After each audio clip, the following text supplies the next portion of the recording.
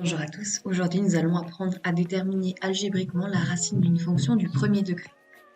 Pour rappel, la racine se situe à l'intersection du graphique de la fonction avec l'axe des x. C'est la valeur de x quand y vaut 0.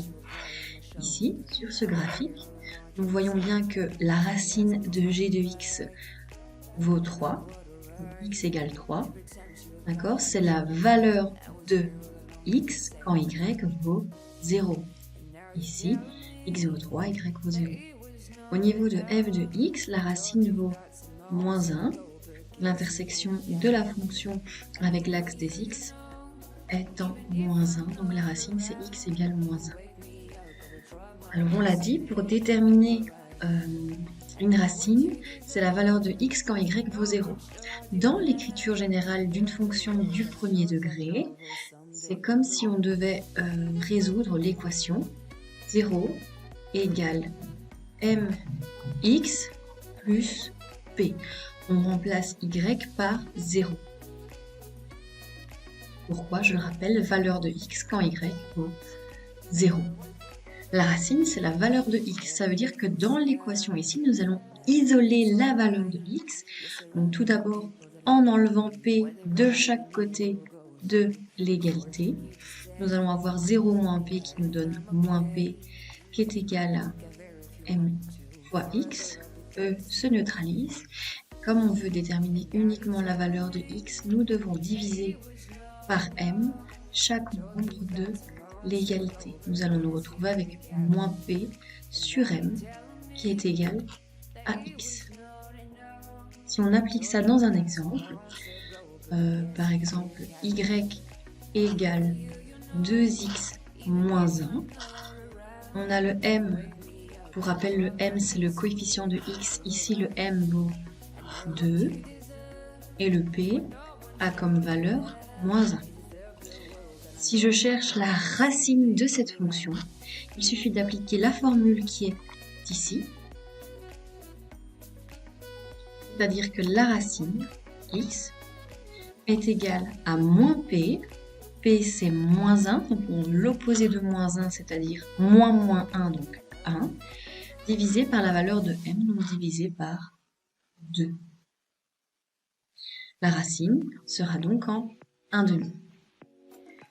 Nous pouvons également faire un tableau de signes. Alors, dans un tableau de signes, on retrouvera la racine. Alors, la racine de la fonction, donc c'est un tableau général ici.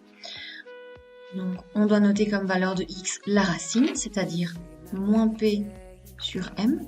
On l'a dit, dans un tableau de signes, on note les racines parce que c'est l'indicateur du changement de signe. Et alors, des fois, on a des fonctions croissantes, donc des fonctions qui augmentent. On regarde que quand la fonction est croissante, ici le m c'est 2, donc quand la fonction est croissante, avant la racine on est négatif, après la racine on est positif. Et quand une fonction a un m qui est négatif, comme pour g de x, elle est d'abord positive et ensuite elle est négative. Et nous on aimerait bien mettre quelque chose dans ce tableau qui soit valable tout le temps. Donc on a vu que quand le m ici est plus grand que 0, est positif, elle est d'abord négative et ensuite positive. Quand le m est négatif, comme ici, moins 1, elle est d'abord positive, ensuite elle est négative. Nous allons donc noter que le signe de m, c'est ce qui se trouve du coup à droite de la racine. Donc si ici j'ai ma racine en 3, je vois que le m est négatif, moins 1, mais après la racine c'est négatif, et avant c'est positif. Ça veut dire qu'on a le signe contraire de m. Signe contraire de m.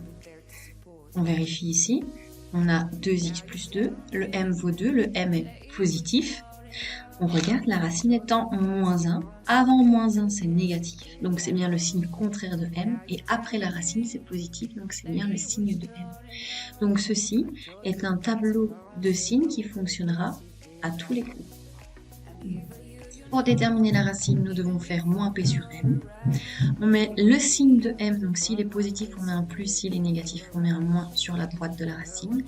Et sur la gauche, Avant la racine, on met le signe contraire de m. Ça veut dire que si m est positif, on va mettre un moins. Si m est négatif, on mettra un plus. Détermine la racine de la fonction suivante.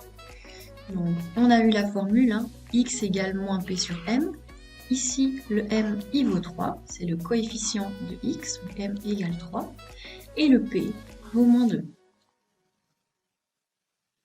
Je veux déterminer la racine, c'est-à-dire la valeur de x quand y vaut 0. On applique directement la formule. On écrit d'abord moins p sur m. Alors, moins p, c'est l'opposé de la valeur de p, donc c'est l'opposé de moins 2, c'est moins 2, donc ça nous donne 2, divisé par la valeur de m. La valeur de m, c'est 3. Ça veut dire que la racine ici vaut 2 tiers. Si on veut faire un tableau de signes de la fonction, on aura toujours xy. On note notre racine vaut 2 tiers. Sur l'image, bien évidemment, c'est 0, vu qu'une racine, c'est la valeur de x quand y vaut 0. À droite, on notera le signe de m. m, ça vaut 3, donc m est plus grand que 0, ça veut dire que m est positif. Et à gauche de la racine, on mettra le signe contraire de m, c'est-à-dire que nous allons mettre un moins.